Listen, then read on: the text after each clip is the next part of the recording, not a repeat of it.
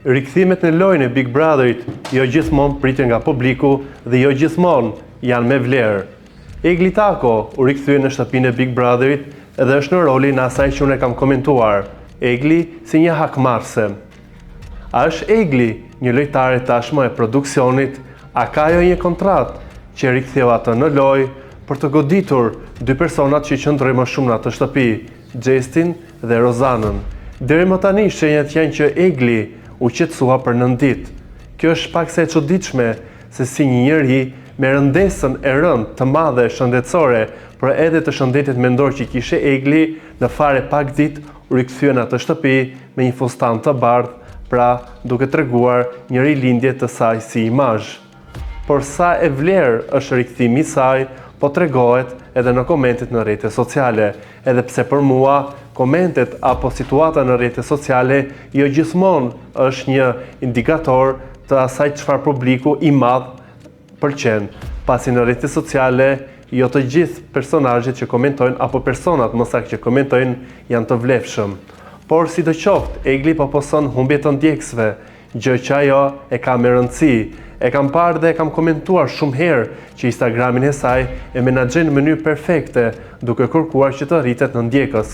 Por në këto 2 ditë ajo ka humbur mbi 20.000 ndjekës, sesa më shumë që shtoi kur doli nga e shtëpi.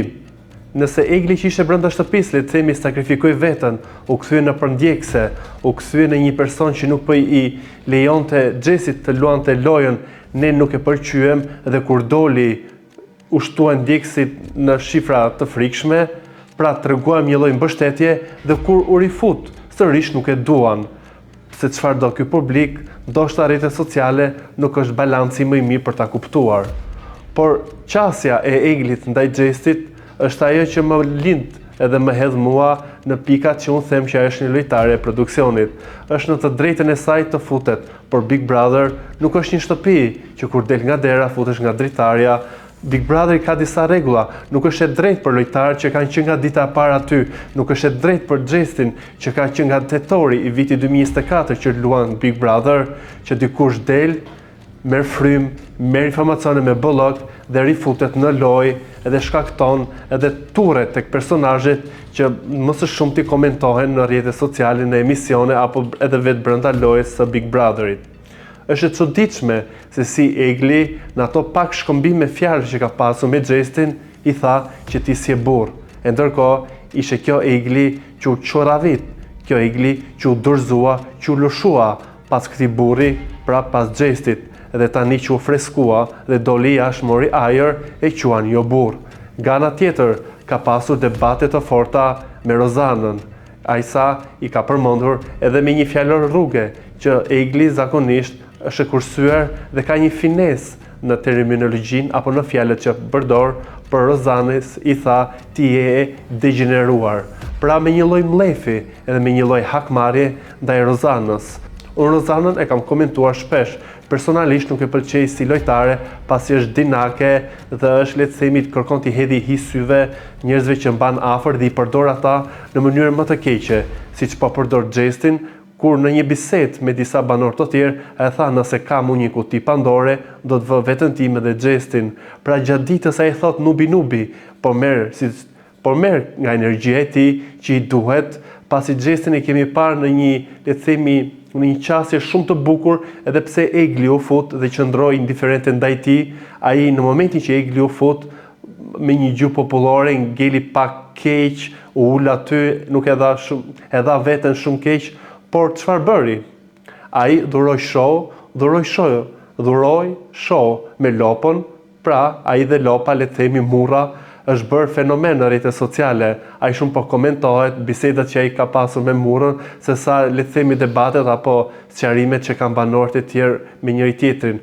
Pikërisht e them këtë për të vënë pikat mbi personazhin e Xhesit. Ai s'ka nevojë, le të themi, për një banor apo për dikë tjetër. Ai e bën show edhe me një murr. Ai e bën show dhe ka treguar që e bën dhe me veten e tij, ku i ka lënë njerëzit pa gjumë duke ndjekur atë si çfarë bën në mesnat apo dhe në të gdhir. Por pse Egli u fut me hakmarrje ndaj Xhesit?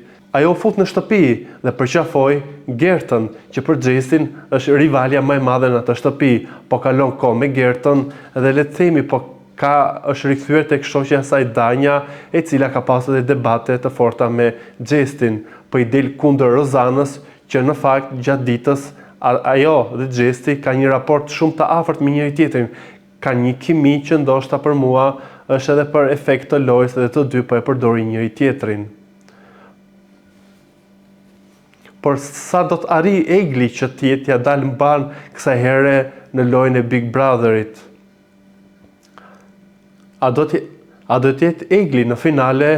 Padyshim që po. Me të gjithë historinë e saj, me të gjithë potencën, apo edhe me të gjithë rikthimin e saj, ajo sigurisht që do t'jetë në finale, por a është kjo një lojë për të rrezikuar, le të themi, edhe për të zvogëluar Xhestin?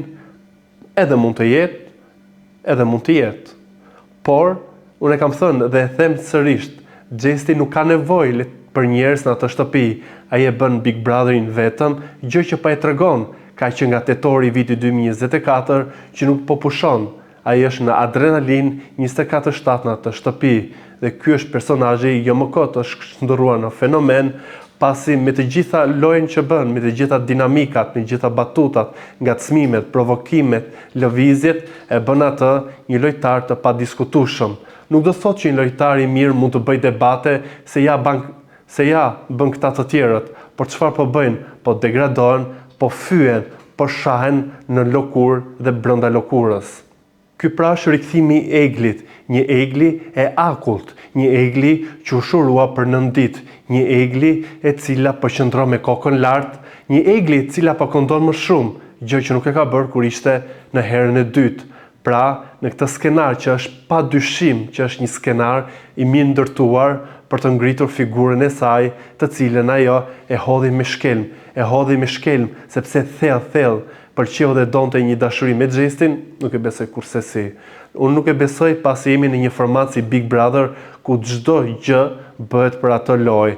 E me sa duket, Egli këtë herë fut sinuese, por pa një burr në atë shtëpi.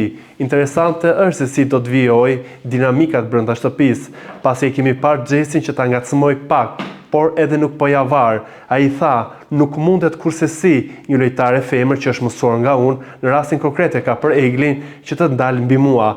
Pra ai edhe një herë tjetër e vë theksin që ai për atë lojë është i aftë dhe bën gjithçka, pa çka se ka pasur edhe gabime në lidhje me raport me Eglin, siç kanë qenë edhe deklaratat që ka thënë që po e dua, e kam të dashur, ndërkohë në dhomën e rrefimit ka thënë që unë sa të dal këtu do të zhdukem nga syt, por Egli këtë gjë ka kuptuar, por nuk ka dashur ta kuptojë dhe nuk ka dashur ta pranojë për hir të lojës që u vetë dorëzua për ta bërë si një viktim.